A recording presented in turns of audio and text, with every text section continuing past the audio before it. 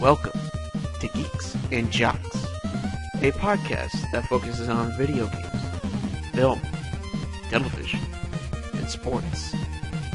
And now, for the person who is in charge of this podcast, here is Ryan Sullivan. Hi, and welcome back to Geeks and Jocks, and man, it's towards the end of March, and you know why that's a good thing? Because we get to see some baseball. That's right, baseball is almost here for Major League Baseball, and get to see who has prepared the most for the 2019 season and who can take that World Series crown in October. So here's a couple quick things on who I think has a chance to make the postseason. Just early assumptions, of course. Now, as far as the American League goes, I mean, the Central is one that I could see probably, I don't know, Cleveland, maybe. I don't know. Depends on how things go for that division. I mean, could be Detroit's, could be Minnesota's, but overall I feel like Cleveland for early assumptions. The West could be an interesting one, and I think it will come down mainly to Houston and Oakland, one or the other being the division winner and maybe being the wild card team. More than likely, Houston, I think, wins the West, and Oakland is a wild card team. Now, given the AL East, now everyone except Baltimore has a chance, but I think more than likely it's going to be another Boston Yankees first and second thing like it was, 15 years ago. Whoever wins the division and wild card, I don't know, but could be either one of them. But guaranteed thing, they both have a good chance to make the playoffs. Now, as far as the National League is concerned, I mean, maybe Philadelphia wins the division. If not, then Atlanta. It's kind of a weak division a little bit, but with some of the guys that they have on that division, I mean, maybe the Mets could sneak in, but I have high doubts on that. If Philadelphia doesn't blow a first place lead like they did last year, then maybe they could be in the hunt for a World Series trophy, especially if that's the case with getting Bryce Harper, with that $330 million. Now,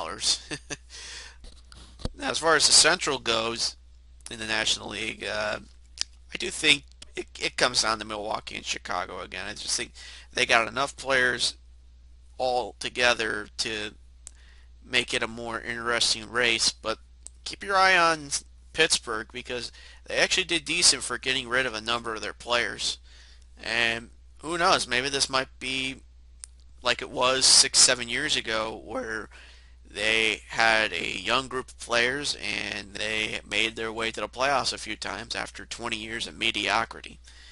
Fun fact, I went to a game with my family in 2010 and it was the worst defeat they ever had. It was like 20-0 Milwaukee beating the Pirates. And that included guys like, I think like a young Andrew McCutchen and like having some veterans like Trevor Hoffman and Jim Edmonds, Ryan Braun, Prince Fielder. I mean, I can't believe, that team was loaded with good talent and just they never really made it to the postseason. I think it was like '08 was the only time they did. If not, maybe there was maybe like a year or two prior or not. I don't know. But Pittsburgh could sneak in as a wild card team, quite frankly. And I mean, maybe St. Louis as well, but who knows? In the West, I don't think signing Manny Machado makes the Padres significantly better, but it could raise some eyebrows. Ultimately, I think it comes down to the trifecta or trilogy of the Colorado Rockies, the Arizona Diamondbacks, and the LA Dodgers. I see more so a fight between the Rockies and the Diamondbacks because they both got good sets of players, and there should be some high expectations, at least for Colorado, with considering all their players they have. I mean, that team is just loaded with enough talent that anything less than a World Series will be looked at as huge disappointment. Now, I heard this thing, and I just read like the headline of it on the LA Angels, and it had to do with Mike Trout maybe signing and potentially signing to a new contract. that could be worth $430 million. More than likely, this is probably like a 11, 12-year deal. And why not? Because Mike Trout is probably one of the best players in Major League Baseball. They call him like a five-tool player. I mean, he does everything. He's that kind of guy that can lay it out for you as far as fielding goes. He can hit for contact. He can hit for power. He can steal bases. It's like he literally does everything. And he is probably their best player right now for the LA Angels. But the thing that leaves me with like a little bit of concern is going to be the fact that the Angels haven't really done much since Trout came into the league in 2011. I believe they've been to the playoffs, I think maybe, I want to say twice, if not just once. And they really haven't been the same kind of Angels that Mike Scioscia had when he took over in 2000. And, I mean, he's gone, but for this. And I don't know how new management will be for the Angels. I mean, maybe they could be a contender at some point, but you got to feel bad for a guy like Trout who is stuck with the Angels. But then again, you don't see many players stick to one team, and that's a rarity for any sport now these days. Which teams can easily avoid Trout, and that was like pretty obvious. I think at some points over the last few years where instead of pitching to Trout, they just intentionally walk him. And with that, they go to strike out guys like Albert Pujols, who, if you want my take on his deal, I mean, I think it was a huge waste of money for the Angels. Not a horrible deal by any means, but not really anything that was worth all that money that he signed for. And they still got him for another 3 years, and that includes this year. I mean, whatever the case, I mean, maybe Trout goes somewhere else with along with that huge sum of money. Maybe he doesn't. I mean, I have no doubt in my mind he will be a Hall of Famer.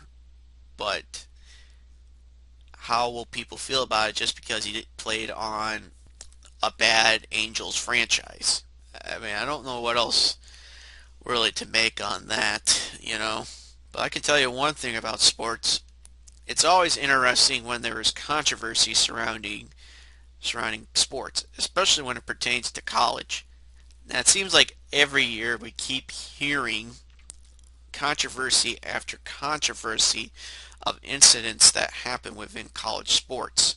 Whether it's like North Carolina and like their academics, or the prostitution ring with Rick Pitino and his teams. It just seems like every year you hear something and it's like, uh-oh. Here is probably something that I'm not sure if I just find it hard to believe that some people would stoop to this level, because I went to college for 4 years, 2 degrees, one in Associates of Applied Science and one in Bachelor's for Mass Communications. When I initially went to college, I figured I'd go to a 4-year school, but my grades weren't always the greatest, so I went to a community college for my first 2 years and did pretty well. Did okay when I went to my second college, the 4-year one, and spent my 2 years, got my bachelor's, improved over my last full college year, and mass communications degree, and paying off quite a bit of debt. But then you got stuff like this with the admission scandal, and it's just hard to believe some people would stoop that low. So basically what happened is that this has been, like, from what I understand, a year-long FBI investigation into various schools and the leading guy that they've been targeting for a good while, and with as much as like $25 million all over the entire country. And this includes some very prestigious schools. I mean, like USC, UCLA, and like Yale and Georgetown. I believe LSU was involved. And it was certain sports teams of the colleges, like yachting, I think, or whatever, the boating, whatever it was. But I mean, a lot of these guys, I mean, they're going to be facing a lot of jail time, a lot of arrests, and this is a lot of parents. But it also hit the Hollywood spectrum too, because they nabbed two people, two actresses. And they are Felicity Huffman and Lori Loughlin. Now, of course, all this stuff has been in the news for the past week, and it's just it's just funny, the idea of Laughlin uh, getting cheating to get her daughters into, I believe it was USC. It's just funny because her image as like a nice woman from doing stuff like Full House and stuff. I mean, it tarnishes her legacy, no doubt. And I mean, she's gotten rid of by, I think, like Sephora or something. Hallmark fired her. Fuller House got rid of her. I mean, it's like, yeah, not a good time to do that. But so what exactly happened with this college scandal?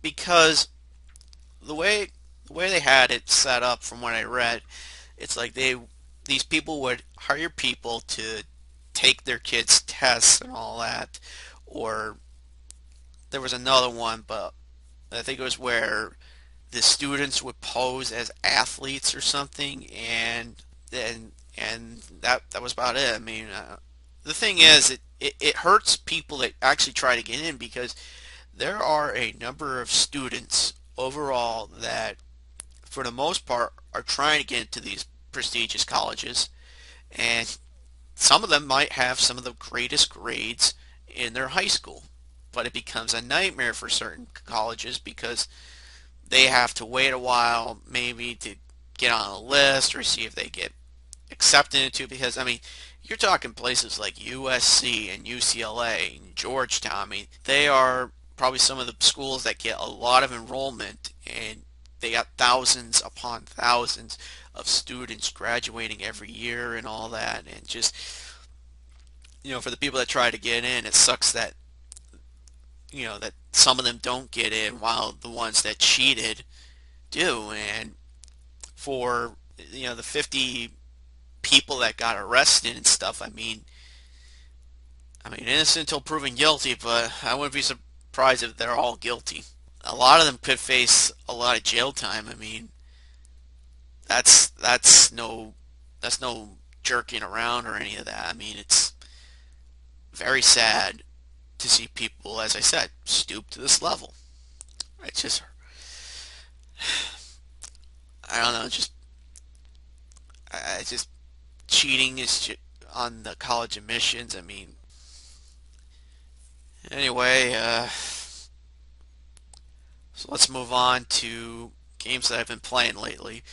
So I've been playing a little bit of PS4, PlayStation 4, and one of the games I've gotten into, and it's been interesting since I've had it for about like 7-8 months, and that is ukulele. And if you were to ask me my favorite Nintendo 64 game, it would be Banjo-Kazooie, because it is such an excellent video game. And it just does a lot of things right with the whole collectathon thing, and it looks really great graphically. I love the soundtrack from Grant Kirkhope. I love how they handle the different musical tones when you're in certain things like the water and all that. It is a fun game. Just, it's large but not too large, and just best game on the 64.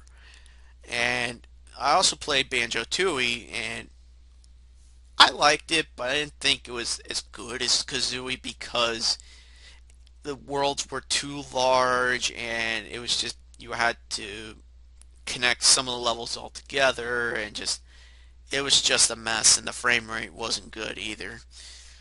I mean, phenomenal graphics for a late 64 game, and great music too. And playing ukulele, I mean, I'm reminded a bit of Tui a bit, and its inspiration coming from Tui and Kazooie, where you are a bat and a lizard, and you're trying to stop this capital B guy from taking over all the literature in the world.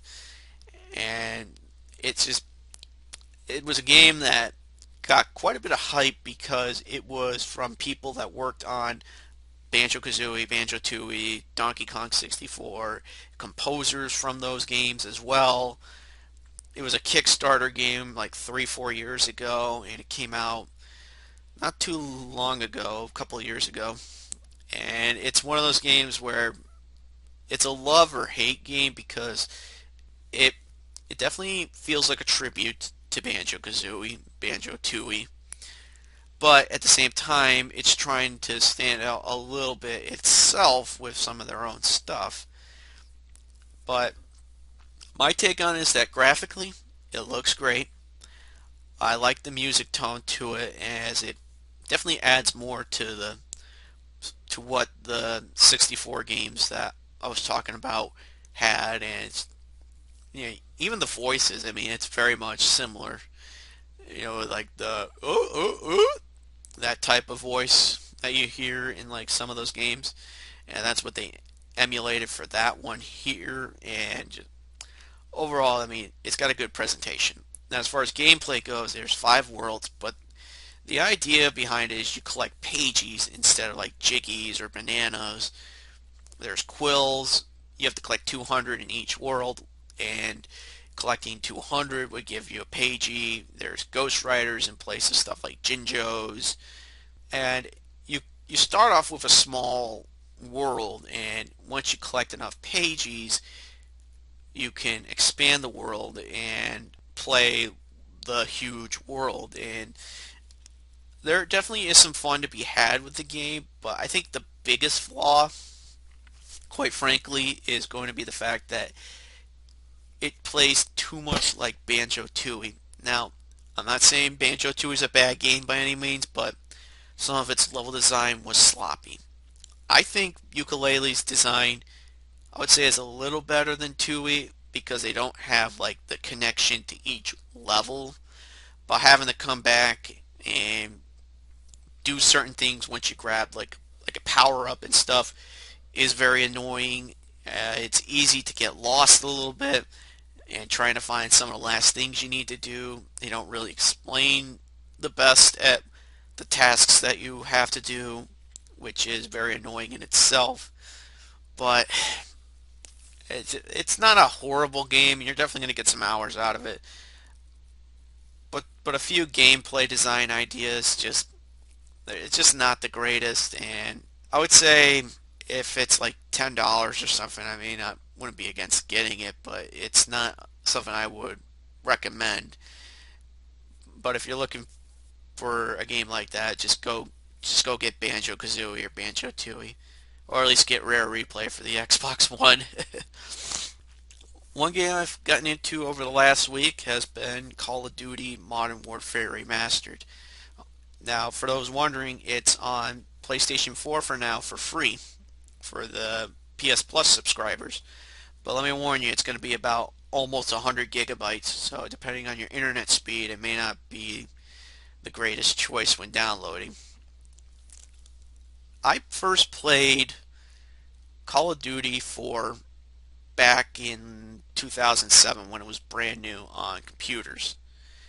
And we had my family, we had a Windows XP computer, and it would not run well on there, which is a shame because I think I went through like some of the first levels with that computer, and when we got a Windows 7 computer a few years later, we managed to play it smoothly.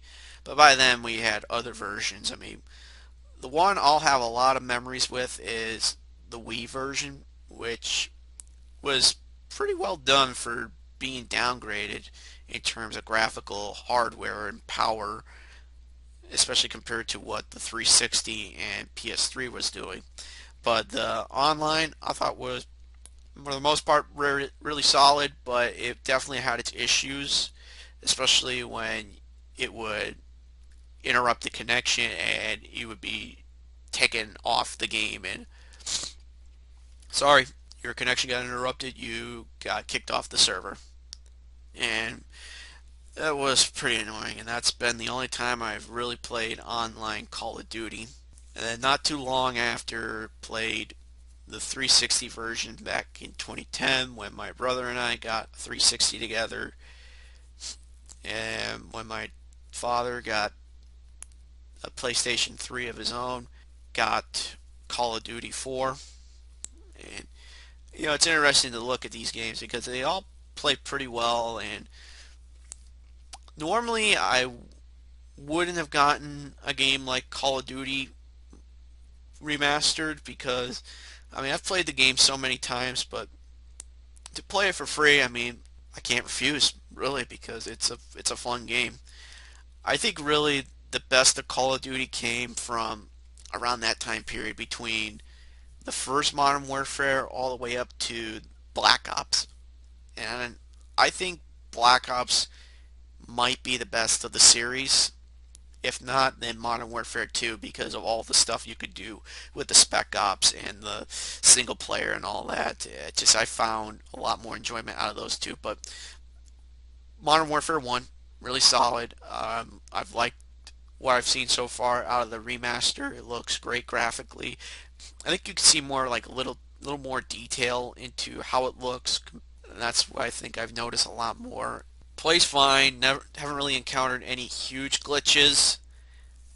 Maybe a tiny bit of lag in the controls depending on how long you've played it. So I would say overall it's a fun remaster, and for now until the first Tuesday of April, get your chance to play it because it ain't gonna be free much longer. And there hasn't really been much in other games that I've played, but there definitely are a few that I would like to get my hands on, such as MLB The Show 19. One compilation that I'm actually interested in is SNK 40th, and it has a number of games that they've made, like Akari Warriors and all that. I like the idea of physical compilations because it gives me a chance to try these out on a disc, and I've always I don't know, I've liked the idea of compilations, and it goes all the way back to stuff like the Sonic Classics on the Genesis, where it had Sonic 1, 2, and Dr. Robotnik's Mean Bean Machine. I mean, I've liked the idea of Namco Museum with all their games, like Pac-Man, Dig Dug, Galaga, all those great games, and being able to play those on, like the original PlayStation, PS2, Xbox 360, all them without needing to pay separately for a number of games.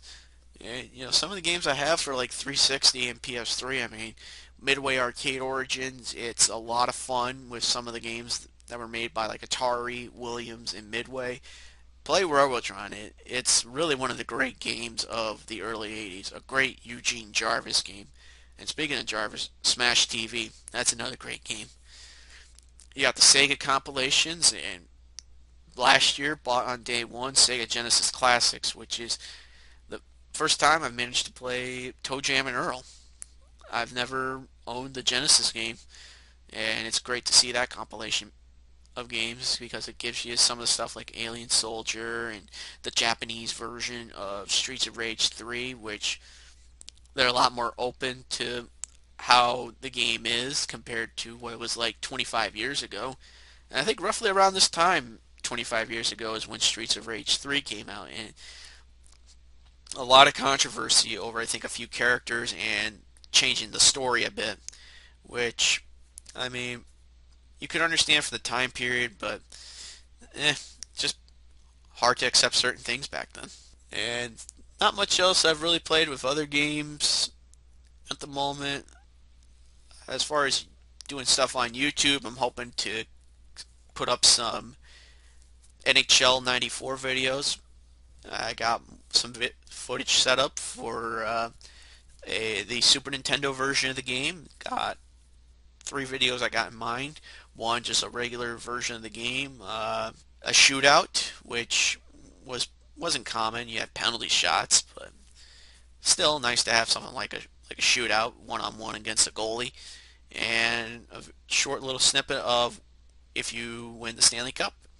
And I'm hoping to do one with the Genesis version, but I'll probably upload those after I finish up with the uploading of the second episode of Doom, which I can't believe some of the footage I got took a long time. I forgot how long some of those levels could be, especially compared to the more condensed ones on like the Jaguar, PlayStation, and all that. So with that, I shall bid adieu with the newest episode of Geeks and Jocks, and I think I'm gonna look to end this around in May and come back in September. Maybe I might stop in and record an episode, maybe around the summer and maybe around like July 4th or something. I don't know. But I think I'm looking to do at least maybe 3 or 4 more episodes for now and then come back in September to do more. If not, maybe do 1 or 2 around the summer. I would like to focus more on doing work and maybe seeing what I could do for my YouTube channel and all that, and maybe try and get this podcast on other sites. Try and see if I can grow an audience more by showing people these episodes here, and see how things pan out. Because I would love to expand this and see if I can get an audience out of all this. Expand out of YouTube and all that. So with that, this has been episode 12 of Geeks and Jocks, and I hope to see you guys on the next podcast, and enjoy your day.